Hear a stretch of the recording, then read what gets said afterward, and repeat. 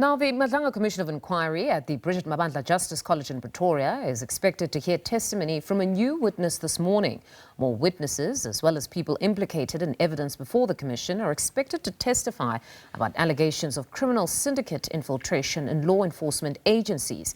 SABC News anchor Ayanda Nyathi alongside senior reporter Canny Maphanga in Pretoria and join us live with the very latest. A very good morning to you, Ayanda. So, Brigitte Mabandla concluded yesterday the first part of his testimony after indicating that they will be filing a supplementary affidavit to clarify other matters that he couldn't be asked questions on. But then today we understand there's a new witness on the stand. Do we perhaps know at this point who that witness might be?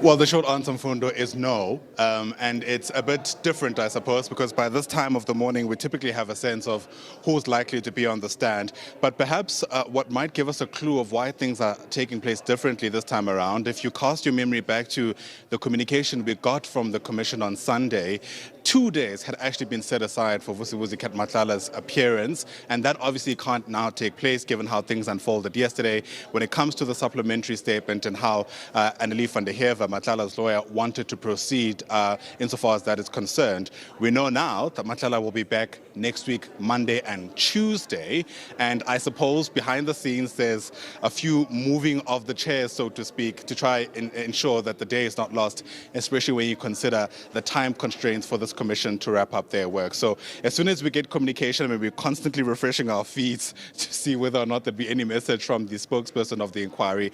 We'll fill you in on the direction that this commission is likely to take, given what we can all assume was the last-minute change from yesterday.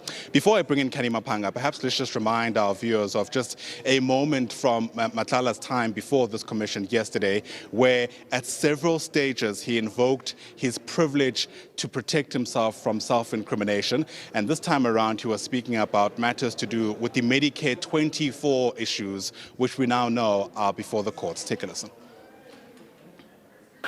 My company, Medicare, was previously contracted by SABC to provide health and risk-related services. I place on record that the Medicare tender has since been terminated. As already alluded to above, I'm currently facing a criminal charge which is pending before the Specialized Commercial Crimes Court with respect to the Medicare tender. In light of the current pending criminal charges referred to herein, I'm unable to comment further on this matter in that I do not wish to give evidence that may lead or self-incrimination, and therefore I claim the privilege against self-incrimination. However, I do, wish to assist the Commission as best as possible. Safe to say that I am unable to comment on matters that are sub judice.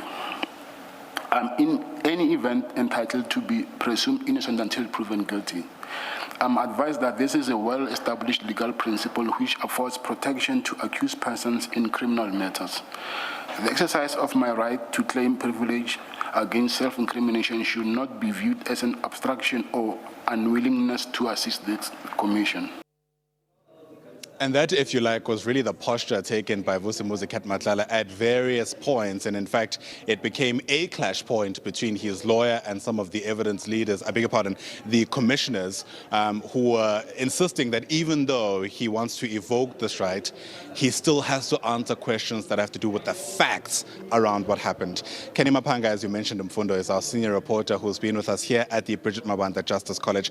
And she joins us now live in this moment of uncertainty, Canny. I mean, by this time, you and I have a good sense of what's likely to happen next. But as we wait for that communication, let's reflect for a short while, on Brigitte Mabandla's time before the stand. He was tight-lipped, without a doubt, about these crucial issues that connect him to these other alleged criminals.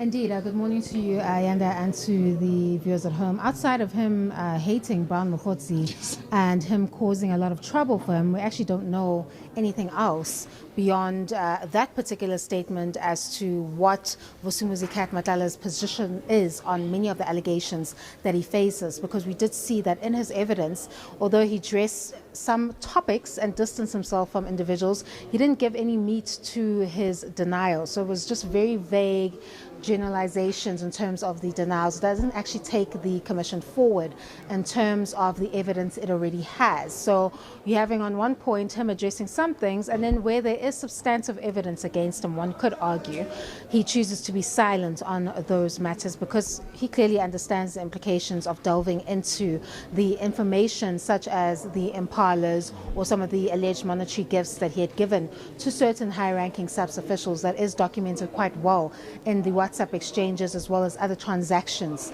that the Commission has placed before the probe.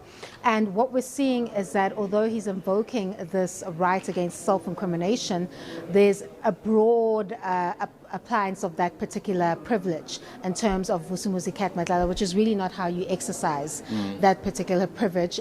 With the Medicare 24/4 case, you could understand why he has reservations because of how it has unfolded, and it seems that the case is beyond him, and allegedly he could have been used as someone who was set to allegedly implicate General Fanny Masemola in that regard.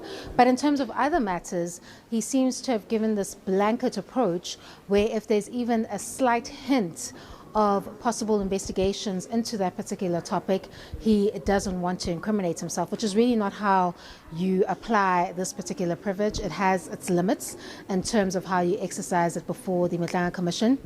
It's also quite pointless in some topics because if you are telling facts here, your facts wouldn't change before the criminal process either.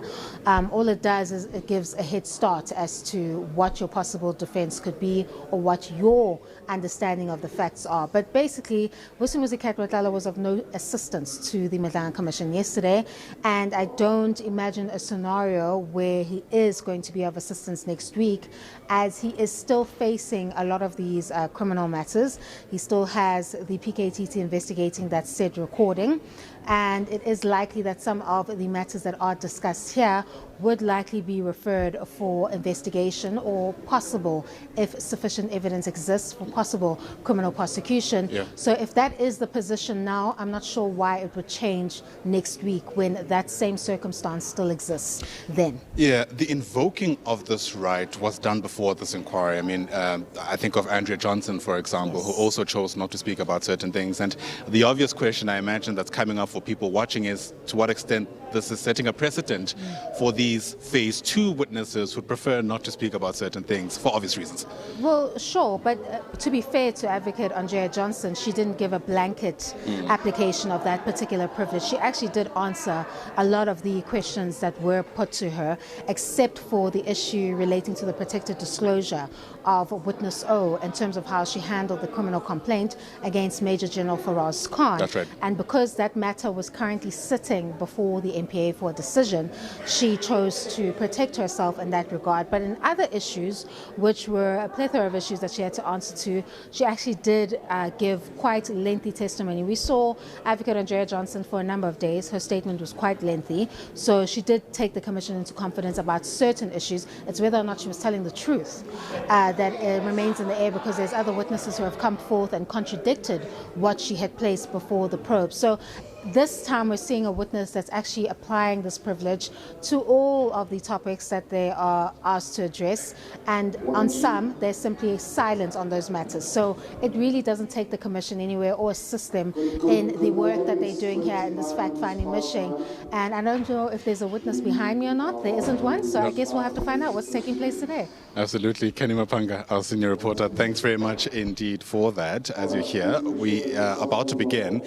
No witness in the witness box just yet, but the evidence leader in Matthew Chaskelson has walked in. Something tells me this is going to be a different kind of day here at the Madlanga Commission. Let's listen in.